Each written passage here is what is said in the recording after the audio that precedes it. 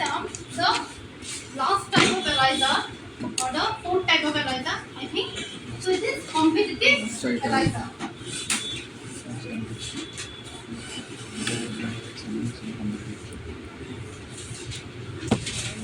So কথা নাপাতিবা ভালকে মন দি পেলাই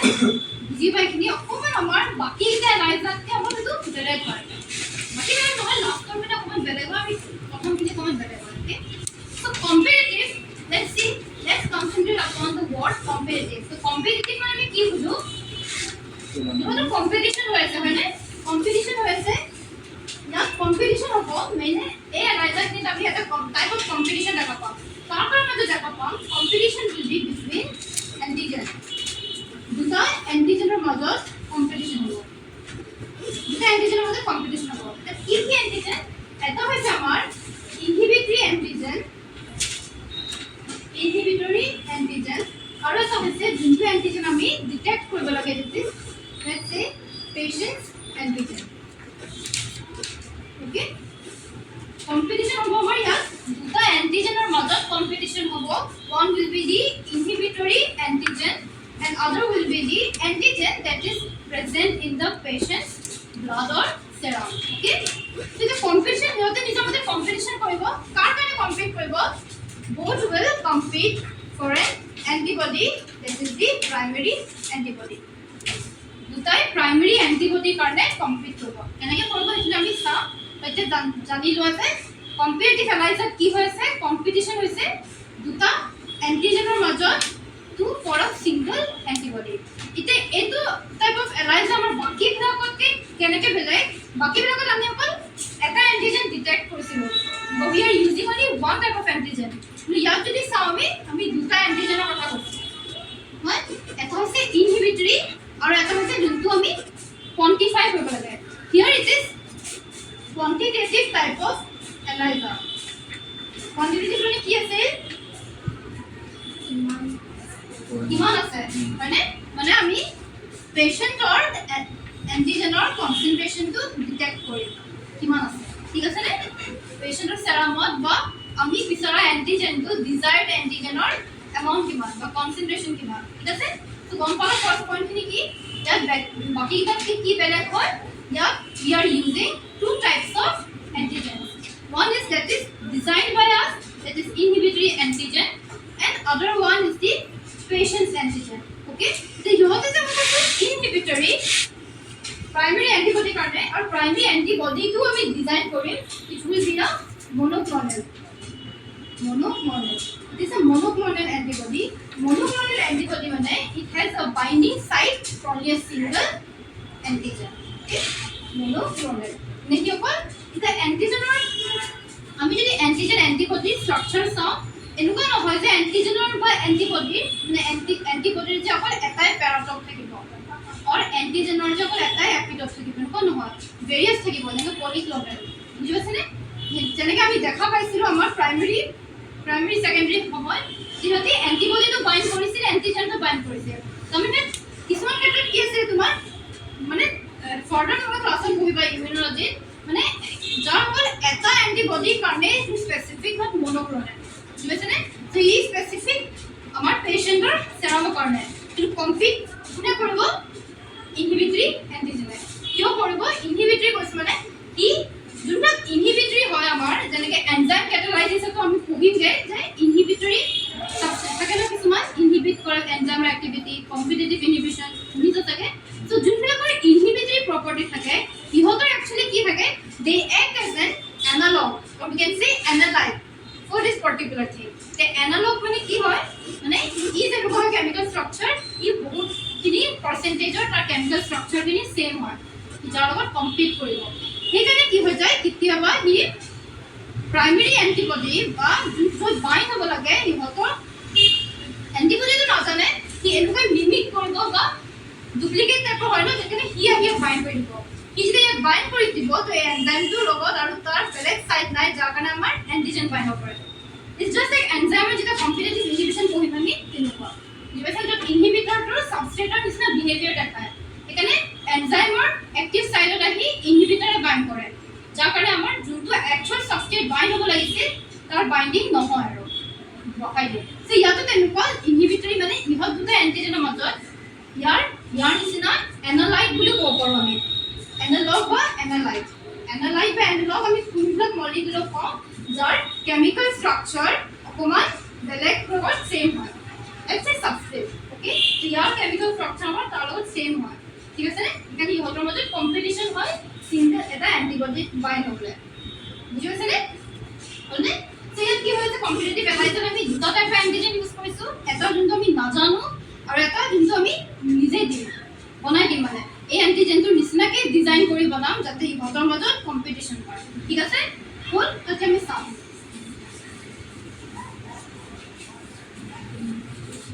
তোমালোকে জাস্ট সিম্পলি মনত ৰাখিবা যে দুটা এন্টিজেন ইউজ হ'ব এটা ইনহিবিটৰি আৰু এটা পেশেন্টছৰ and both they compete for single primary antibody okay so first step direct we will not move to the coating and antigen or antibody in a microtiter plate rather we first take a test tube or any kind of plate of pora hote ami ki mix korim ya eta test tube ba eta heri no solution banam ei solution ta ami ki dim first ami dim patience serum পেশেন্টৰ সেৰামত কি থাকিব antigen থাকিব যদি আমি ভাবিছো let's say for HIV we are HIV কাৰণে আমি এই টেষ্টটো ৰান কৰিব লাগে এইচআইভি আছে নে নাই এই চাবলৈ আমি ৰান কৰিব লাগে সো এইচআইভি থকা যোনখিনি পেশেন্ট আমি ভাবিছো পেশেন্টৰ সেৰামৰ স্যাম্পল আমি হে সলিউশনটো দিম এড কৰিম হ'ল লগতে আমি ইয়াত কি এড কৰিম এইচআইভি এটা আমি জানো HIV is A virus so ভাইৰাছৰ যদি আমি স্ট্ৰাকচাৰ চাওঁ they have a capsid or a enclosure থাকে protein to এটার কিন্তু core protein that protein is actually harmful যেনে কোভিড ক্ষেত্ৰত আমাৰ স্পাইক protein আছে so স্পাইক protein তে মেইনলি পজিটিভ টাইপৰ আছে যেনে হেৰি কৰিছে so তেনেকেও আমি HIV পৰা তেনেকুৱা এটা protein extract কৰি ললো ঠিক আছে এই protein টো extract কৰি আমি তাৰ পৰা এন্টিবডি বনাই ললো গম পাইছানে so monoclonal antibody ডিজাইন কৰি ললো আমি so সেই monoclonal antibody টো আমি ইয়াত দি দিম ঠিক আছে কি টাইপৰ এন্টিবডি হ'ব এইটো প্ৰাইমাৰী এন্টিবডি ওকে তো সিম্পলি কি কৰিলো আমি ফাৰ্স্ট পেশেন্টৰ সেৰাম দিলো য'ত এন্টিজেন থাকিব তাৰমানে আমি ইনডাইৰেক্টলি এন্টিজেন দিলো ইয়াত লগতে আমি ইয়াত কি দিলো এন্টিবডিও ডিজাইন কৰি সেইমতে দি দিলো ওকে সো ইয়াত আমাৰ এন্টিবডি থাকিব আৰু কি থাকিব পেশেন্ট লগতে এন্টিজেন দিব ঠিক আছে নে হ'ল যেনে মিক্স কৰিলো এতিয়া কি হ'ব ইয়াত যেতিয়া আমি মিক্স কৰিম আমি দুটা কন্ডিশন পাব পাৰো ইয়াত ঠিক আছে এতিয়া আমি এনেকৈ দিম মানে এই দুটা কন্ডিশন আমি পাব পাৰো সেইটো চাই লোৱা যে কি কন্ডিশন পাম ফাৰ্স্ট আমি কেনেকৈ পাম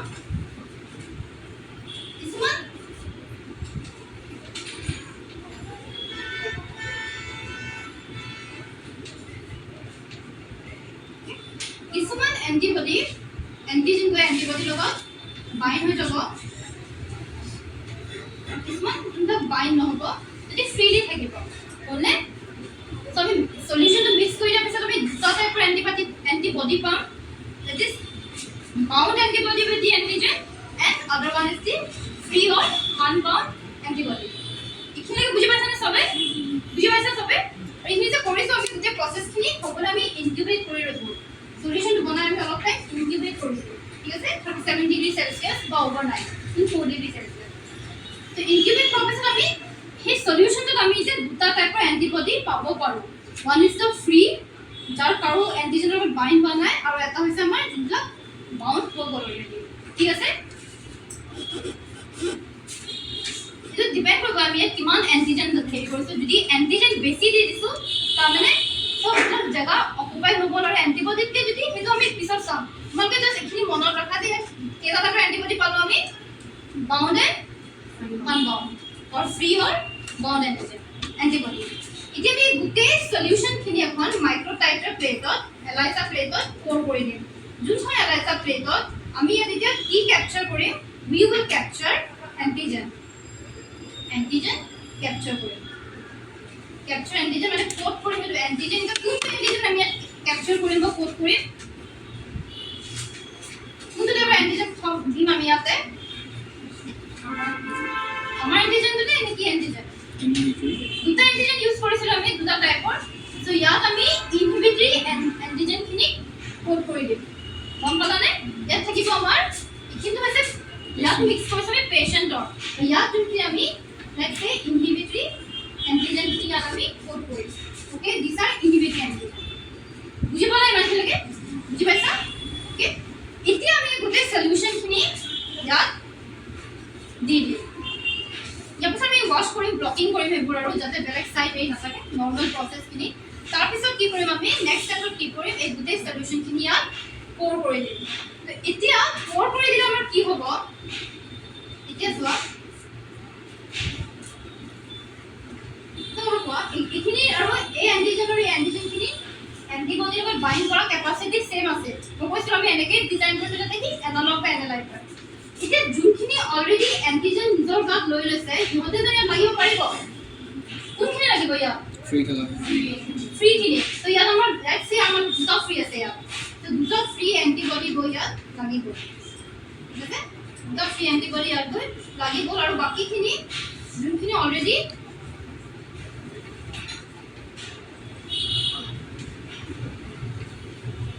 যিখিনি অলৰেডি বাউন্ড হৈ আছে এন্টিজেনৰ লগত নৰমালি সলিউশন তো যেনেকে আছে গম পাইছানে হজৰ একো হেৰি হোৱা নাই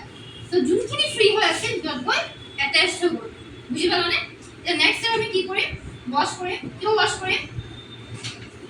ওয়াশ কৰাতে কি দৰকাৰ এক্সেস কাম উলিয়াই দিব লাগে আপোনাৰ এইখিনি হয় নে এই তিনটা যিমান থাকিব আৰু সিহঁতে এনেই ফ্লো হৈ আছে তো সিহঁতক আমি উলিয়াবলৈ আমি ওয়াশ কৰি দিম ওয়াশ কৰাৰ পিছত আমাৰ তাত কি থাকিব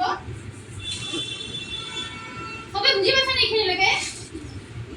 আমাৰ তাত এটা কি থাকিব মাত্ৰ এনেকে দেখাইছো কিছুমান এন্টিজেন বাইন্ডিং কৰি কিতাপবিলাক এনেকে লিখিব পৰা একচুয়ালি এনেকে বাইন্ড হয় কিন্তু তোমালোকে বুজিব সহজৰ কাৰণে আমি এনেকে এটা লগত এনেকে ৰাখো ঠিক আছে এটা ওয়াশ কৰি দিয়াৰ পিছত আৰু হে এইখিনিতো নাই আমাৰ অলৰেডি যেটা বাইন্ড হৈ আছে এইটো নাই তো এটা নেক্সট আমি কি দিম ইয়াত antibody দিম কি antibody দিম এটো দিবই লাগিব since it is ELISA it is a substrate bound যোনটো আমাৰ antibody থাকিব যিবোৰ antibody আমি ইয়াত ঠিক আছে নে substrate bound antibody বিলাক sorry enzyme bound antibody দিম which is the secondary antibody next step তো আমি কি দিম secondary antibody দি দিম ঠিক আছে নে তো দি দিয়াৰ লগে লগে মই তোমালোকক কৈছিলো ফাৰ্স্ট ক্লাছত তেতিয়া অকল এইবিলাক কেনেকুৱা এন্টিবডি লগত বাইন্ড কৰে যোনবিলাক অলৰেডি এন্টিজেনৰ লগত বাইন্ড হৈ আছে সো ইহতে গৈ পেলাই এতিয়া আমাৰ এই দুটাৰ লগত বাইন্ড কৰিব ওকে আমাৰ এই দুটাৰ লগত বাইন্ড কৰিব আৰু বাকিবিলাক তোমাৰ এনে নৰ্মেলি ঠিক আছে নে সো অবভিয়াছলি নৰ্মেলি আছে যেতিয়া আমি ইহঁতক নাইকিয়া কৰিব লাগিব ইয়াৰ পৰা সেইকাৰণে আমি আকৌ ওয়াশ কৰিম এভৰি ষ্টেপত আমি ওয়াশ কৰি থাকিম মানে নতুনকে এন্টিজেন এন্টিবডি দিয়াৰ পিছত আমি ওয়াশ কৰিব লাগিব কিন্তু মই কৈছোঁ অলৰেডি যাতে আমি ক্ৰছ ৰিএক্টিভিটি নকৰোঁ সো ওয়াশ কৰি দিয়াৰ লগে লগে কি হ'ব ওয়াশ কৰি দিয়াৰ লগে লগে কি হ'ব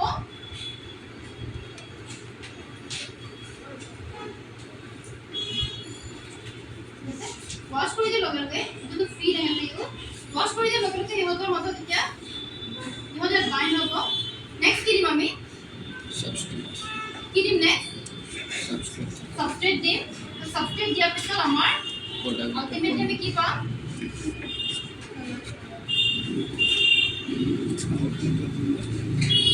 এই এনজাইমটো পৰা আমাৰ কালাৰ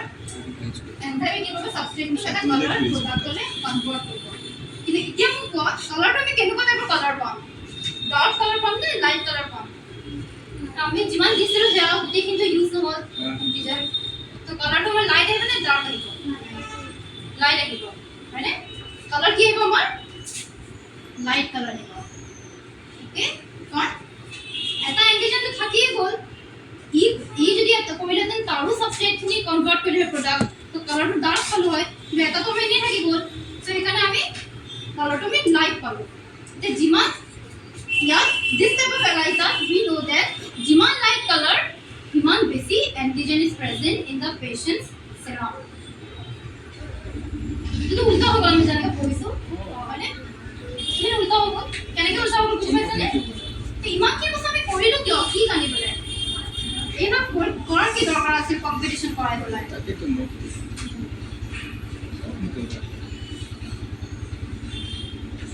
সো ইয়াত আমি এটা কথা কি মনত ৰাখিব লাগিব যে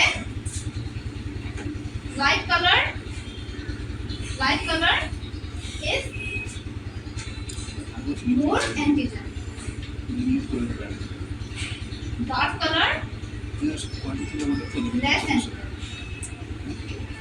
जैसे काम है intensity of color, intensity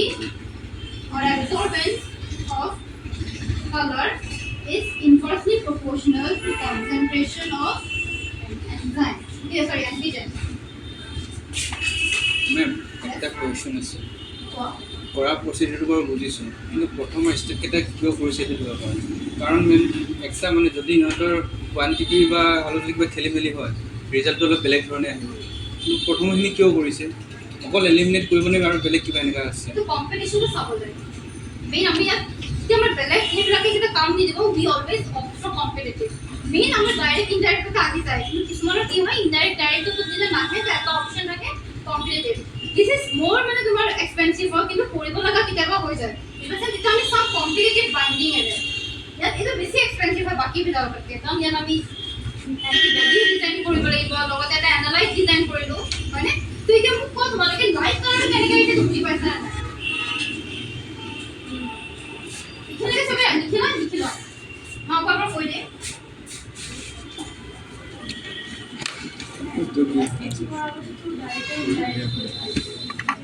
depend কৰে তুমি ডাইৰেক্ট চলাব বিচাৰিছা নে ইনডাইৰেক্ট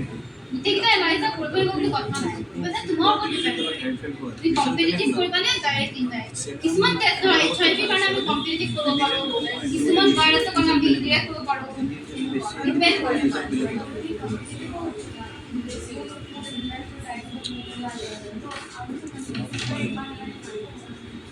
डिपेंड करे और रिसर्च प्रपोजल है ना ठीक है এটা বস্তু জুনে বুজা নাই এখানে মুছি দিও নে এটা আমি কি বল লাইট কালার ওলাইছে তো লাইট কালার ওলাইছে মানে আমার অ্যান্টিজেন বেশি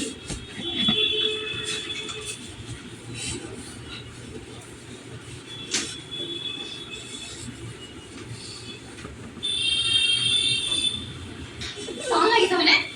জি জি বুঝে देखो लेट्स से यार আমি বহুত অ্যান্টিজেন দিছো বহুত অ্যান্টিজেন বহুত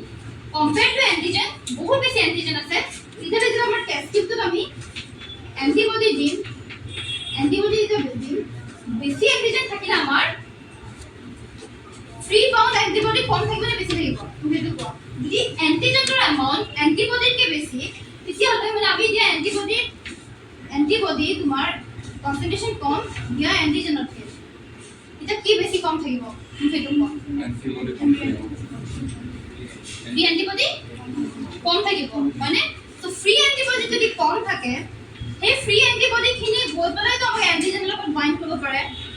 বাকি বাইন্ড কিনে তো আমি কৰিব নোৱাৰে তো সেই ফ্ৰি অ্যান্টিজেন যদি কম থাকে ইহতে গৈ পেলাই ইয়াত বাইন্ড কৰিব তো ফ্ৰি অ্যান্টিজেন যদি অ্যান্টিবডি যদি কম বাইন্ড কৰিলে So यार আমি সেকেন্ডাৰি অ্যান্টিবডি দি এনজাইম ক্যাটালাইজ ৰিঅ্যাকশন তো কৰিলে তাৰমানে ফ্রি অ্যান্টিবডি কম সো ইয়াত যিমান অ্যান্টিজেন আছে সেইবিলাক তো ফ্রি হৈ থাকিব বুজি পাইছানে সো ইহতে ইয়াত ধৰা আমি দিছিলো বহুত দুটাইহে বাইন্ড কৰিব পাৰিছে সো এই দুটাই যিমান কালাৰ বহুত কম দেখাব মানে বহুত কম কালাৰ দেখাব আৰু কিন্তু যদি আমি ইয়াত বহুত অ্যান্টিবডি বাইন্ড হৈ যায় তো কালাৰটো আমাৰ অকমান ডাৰ্ক হ'ব বুজি পাইছানে এইটো কিয় হ'ল যদি ইয়াত আমাৰ অ্যান্টিজেনৰ এমাউন্ট কম থাকিলে হয় লেটস সে ইয়াত অ্যান্টিজেনৰ এমাউন্ট কম থাকিলে হয় एंटीजन যদি বহুত কম লেটস সে एंटीजन মাত্র তিনটা एंटीजन ঠিক আছে তো ইয়াত আমি অ্যান্টিবডিও দিছো ধৰা লেটস সে অ্যান্টিবডি আমি কি দিছো তিনটা দিছো তো এই কম দিলে তো ইয়াত যদি কম হৈ যায় তো আমাৰ এতিয়া আমাৰ কি হ'ব ফ্ৰি অ্যান্টিবডিটা বেশি হইব বুঝিব পাৰিছা নে এটা এটা সাইড বহুত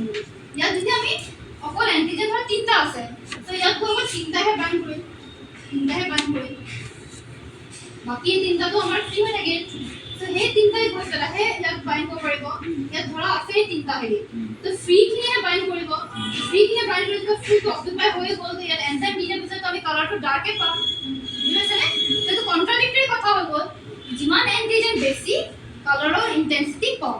কম্পিটিটিভ হয় যিমান এন্টিজেন কম কালাৰৰ ইন্টেন্সিটি বেছি বুজিলানে সেইকাৰণে এইটো ইনভাৰ্সলি প্ৰপৰ্শনাল ডিপেন্ড কৰে আমি কিমান এন্টিজেন বা কিমান এন্টিজেন দিছো তেনেকৈ আমি গম পাম কিমান কম বেছি এন্টিজেনৰ মানে কালাৰটো চাই পেলাই আৰু কালাৰটো চালেই নহ'ব আমি এইটো ডাটা এনালাইজ কৰিব লাগিব আৰু আমি ইয়াৰ কাৰণে স্পেক্ট্ৰোফটোমেটাৰ ইউজ কৰিম কিবা এটা পাৰ্টিকুলাৰ নেনোমিটাৰত তোমালোকে ডিএনএ এষ্টিমেশ্যন কৰিলে গম পাবা যে তোমাৰ স্পেক্ট্ৰো ইউজ কৰিব কলৰিমিটাৰ ইউজ কৰিব দিনৰ কাৰণে ডিএসি তোমালোকে কৰিছা ডিএনএ এষ্টিমেশ্যন মানে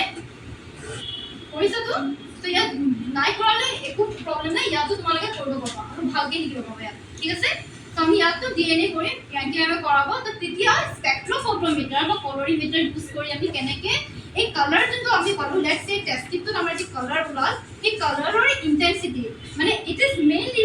ডেপিক্টিং দি এবজৰ্বেন্স ইয়াত থকা মলিকিউলছখিনিয়ে লাইট কিমান এবজৰ্ব কৰিব পাৰিছে কাৰণ কালাৰ মানে কি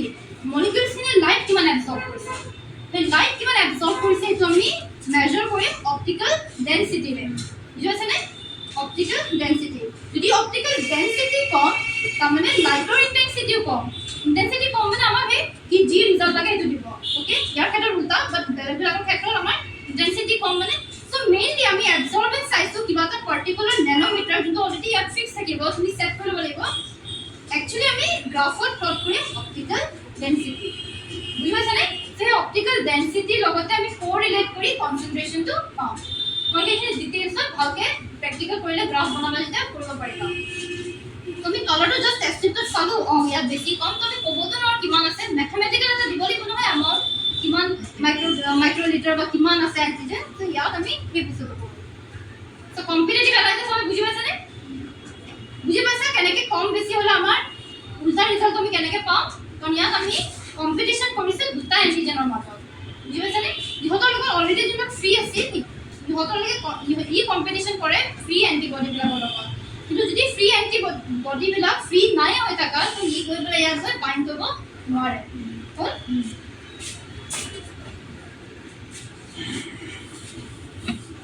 তো ইয়াত সদায় ডাটা এনালাইসিস কৰিবলৈ ডিএনএ কৰিলে মেমেট মান বুজাই দিবই আমি মই কৈ দিওঁ কেনেকৈ কৰিম আমি ডাটা এনালাইসিস সদায় মনত ৰাখিবা স্পেক্ট্ৰোফটোমেটাৰ বা কালাৰ ইন্টেন্সিটি বা ওডি মানে যদি আমি ডাটা এনালাইসিস কৰোঁ সদায় কেইখন গ্ৰাফ লাগিব আমাৰ দুখন গ্ৰাফ এটা যোনবিলাক আমাৰ স্ট্যান্ডাৰ্ড গ্ৰাফ বুলি কওঁ আমি standard okay this is standard graph স্ট্যান্ডাৰ্ডৰ সদায় আমি কেনেকুৱা স্যাম্পল ইউজ কৰোঁ যোনবিলাক স্যাম্পলৰ কনসেন্ট্ৰেচন আমি জানো নোন স্যাম্পলৰ কনসেন্ট্ৰেচন ঠিক আছে নে ইয়াত নোন স্যাম্পলৰ আমি কনসেন্ট্ৰেচন কৰোঁ লেটস সে ইয়াত x axisত আমি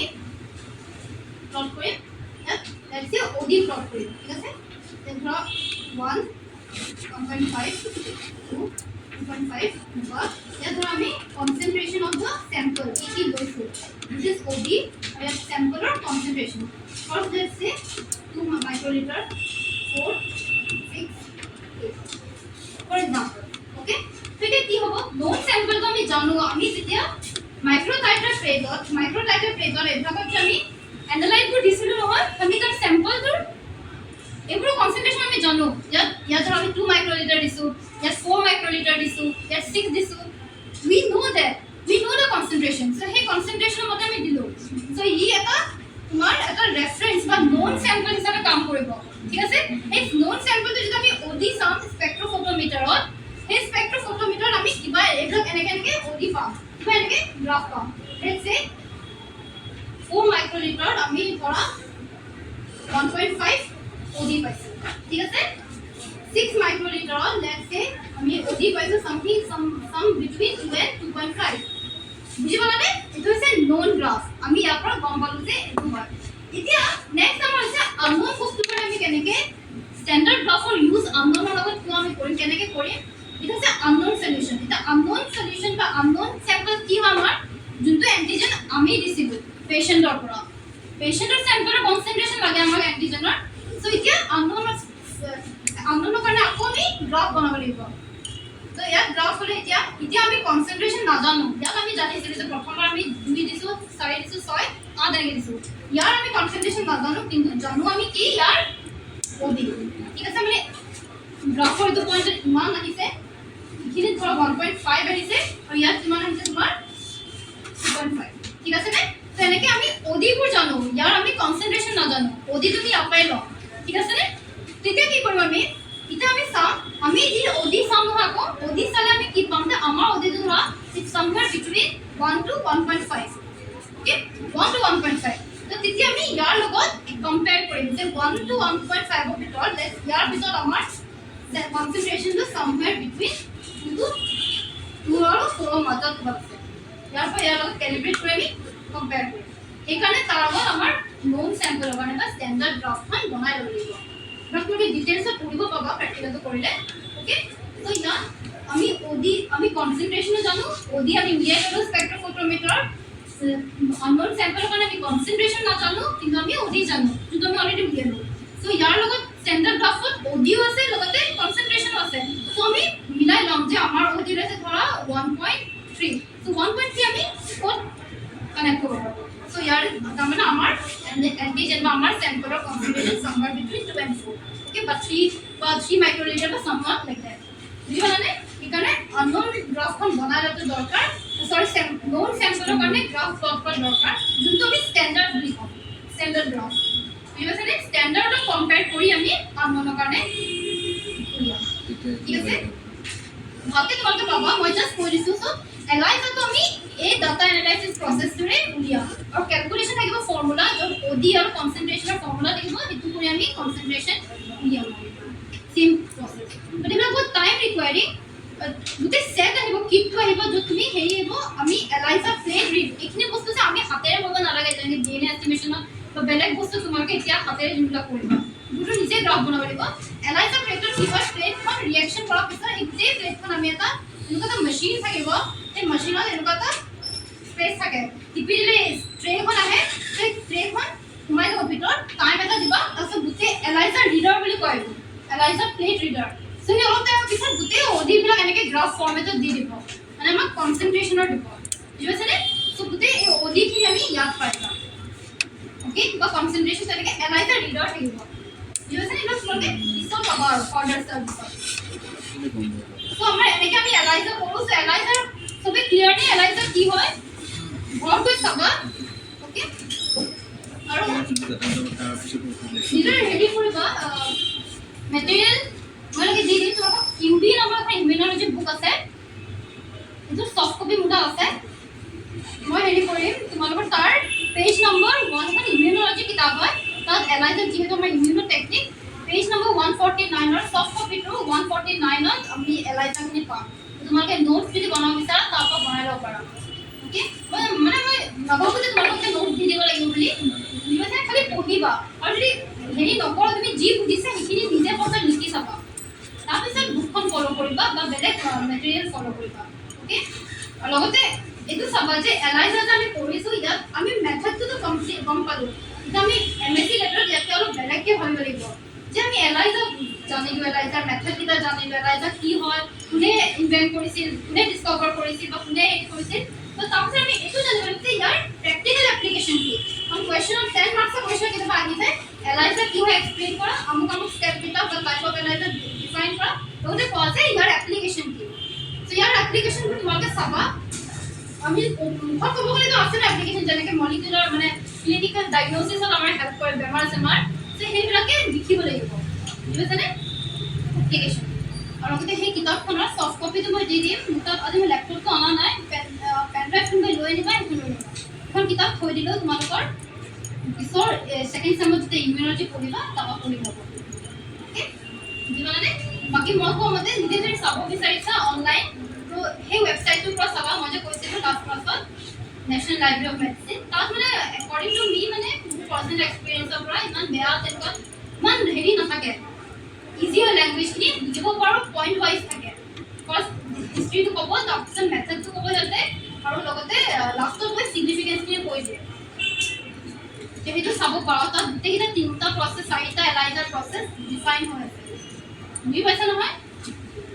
এইটো ৱেবছাইটত চাবা তাত ধুনীয়াকৈ আছে বাকীবিলাকত তুমি বহুত উল্টা পুল্টাকৈ পাবা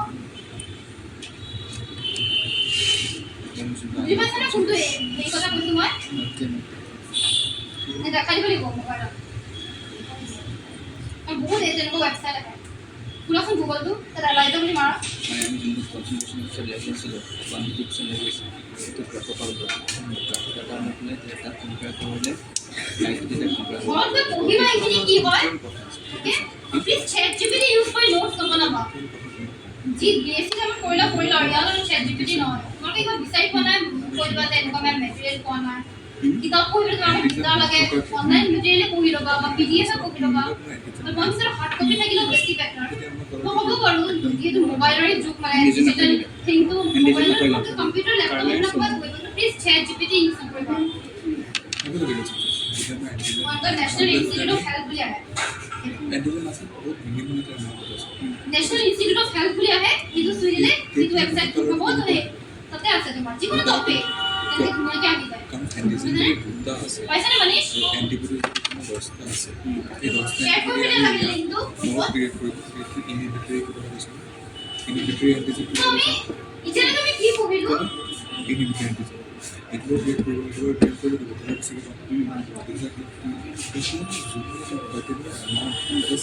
সেইবুলি চব ইয়াৰ পৰাই যে পঢ়িবা সেইটো নহয় মই তোমালোকক কৈ দিছোঁ নোটছ বনালে নিজৰ লেংগুৱেজৰ একদমে একো চাবা মই দিলে বুকখন কথাকে পাতিছা শুনি লোৱা চ' আমি এলাইজা চালোঁ তাৰপিছত আমি চাম বাকীবিলাক মেথড কি পঢ়াব পাৰোঁ